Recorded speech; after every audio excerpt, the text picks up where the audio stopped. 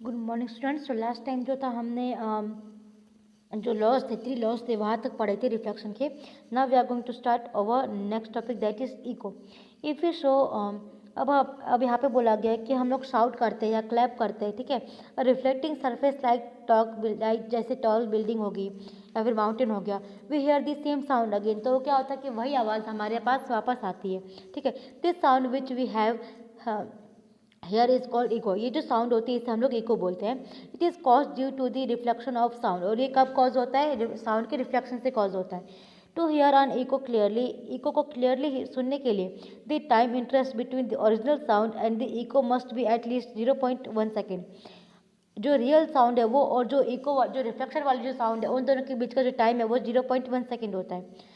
Since the speed of sound in air is 344 metre per second. और जो sound की जो स्पीड है एयर में वो है 344 मीटर पर सेकेंड है। The distance travelled by sound, और जो डिस्टेंस ट्रेवल होता है साउंड के थ्रू वो होता है 0.1 second equals to 344 metre per second into 0.1 second, that is 34.4 metre होता है। Then so to hear an echo clearly, तो एक इको जो है उसे क्लियरली सुनने के लिए minimum distance of the reflecting surface should be half this distance, that is 17.2 metre. जो डिस्टेंस होना चाहिए वो कितना होना चाहिए? 17.2 मीटर होना चाहिए। Okay, then reverberation. अब आता है कि जो रिवर्ब्रेशन है वो क्या होता है। So echoes may be heard more than once due to repeated और multiple reflections of sound from several reflecting surface. Suppose में जैसे एक माउंटेन है तो बहुत सारे माउंटेन्स होंगे, तो बहुत सारे रिफ्लेक्टिंग सरफेस है। जिस सरफेस से रिफ्लेक्ट होकर वापस आता है उसे रिफ्लेक्टिंग सरफेस बोलते हैं, ठीक है। तो जब बहुत सारी रिफ्लेक्टिंग सरफेसेज होती है और वो बार बार क्या होती है, रिपीट होकर साउंड बार बार आती है हमारे पास, तो उसे बोलते हैं multiple reflection. This cause persistence of sound called reverberation. और ये जो कॉज होता है मल्टीपल जो रिफ्लेक्शन होता है इसे हम लोग बोलते हैं reverberation. So in big halls, जो बिग हॉल्स है जैसे ऑडिटोरियम्स वगैरह है, ठीक है, the reverberation the roof and walls are covered by sound absorbing materials. तो जो रूफ है या फिर वॉल्स है वो कवर्ड होती है साउंड प्रूफ मटेरियल से, ठीक है, like compressed fibre bands, boards है, रफ प्लेट्स है, या फिर ये सब है। देन नेक्स्ट है uses of multiple reflection of sound. अब आता है कि मल्टीपल रिफ्लेक्शन जो है साउंड का उसकी यूजेस क्या है।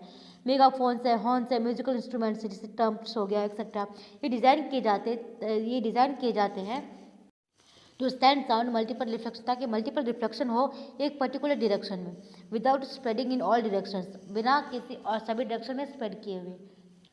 Then the sound of heartbeat reaches the doctor's easy ears by multiple reflections। जो हार्टबीट की जो साउंड है वही मल्टीपल रिफ्लेक्शन के थ्रू क्या होती है, डॉक्टर्स की ईयर्स तक पहुंचती है। Generally the ceilings of cinema halls auditorium are curved so that sound after multiple reflection reaches all parts of the hall. तो मतलब क्या है कि मल्टीपल रिफ्लेक्शन के बाद जो साउंड्स है वो सभी पार्ट्स में पहुंचती है। Then sometimes a curved sound board is placed behind the stage so that sound after multiple reflection spread evenly across the hall. और कभी कभी क्या होता है कि कर्व्ड साउंड जो होती है बोर्ड की वो स्टेज के पीछे जो है रखी हुई होती है, तो इसके कारण क्या होता है कि जो मल्टीपल रिफ्लेक्शन होता है वो स्प्रेड होता है हॉल के आस पास। देन नेक्स्ट यहाँ पे हमारे पास है range of hearing. Range of hearing में क्या होता है कि ह्यूमन बींग्स जो है वो साउंड की जो फ्रिक्वेंसी है वो सुन सकते हैं 20 हर्ट्ज से लेकर 2000 हर्ट्ज तक। Then sound whose frequency is less than 20 hertz is called infrasonic sound.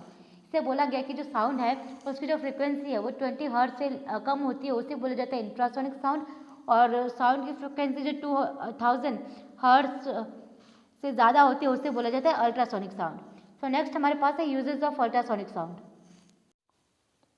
Then ultrasonic sound is use to clean objects like electronic components use to detect cracks in metal box. इससे बोला गया है कि जो ultrasonic sound है उसे use किया जाता है ऑब्जेक्ट्स को क्लीन करने के लिए, जैसे इलेक्ट्रॉनिक कंपोनेंट्स है, या फिर उसे यूज़ करते हैं डिटेक्ट करने के लिए क्रैक्स को, जैसे मेटल बॉक्स वगैरह जो है उसमें।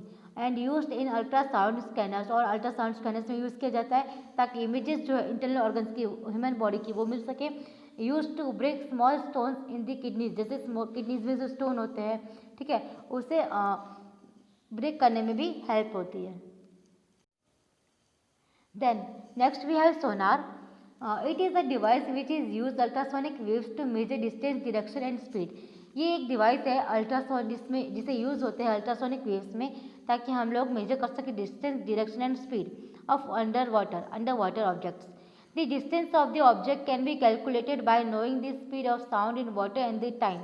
बोला गया कि जो डिस्टेंस है ऑब्जेक्ट का उसे हम लोग कैलकुलेट करते हैं bye knowing the speed of sound, sound की जो स्पीड है उसे जानने के बाद, इन वाटर, वो भी वाटर के अंदर, and the time taken between the reception of ultrasound, और उसके बाद क्या होता है जो टाइम लिया जाता है अल्ट्रासाउंड को रिसेप्ट करने की। Then next, structure of the human ear. अब यहाँ पे आता है कि ह्यूमन ईयर जो है उसका स्ट्रक्चर क्या है। The sound waves passes through the ear canal to the thin membrane called eardrum. एक साउंड है, ठीक है, साउंड वेव्स होती है जो कि पास होती है ईयर कैनाल से एक थिन मेम्ब्रेन तक, जिसे हम लोग बोलते हैं eardrum. The vibrations are amplitude by the 3 bones.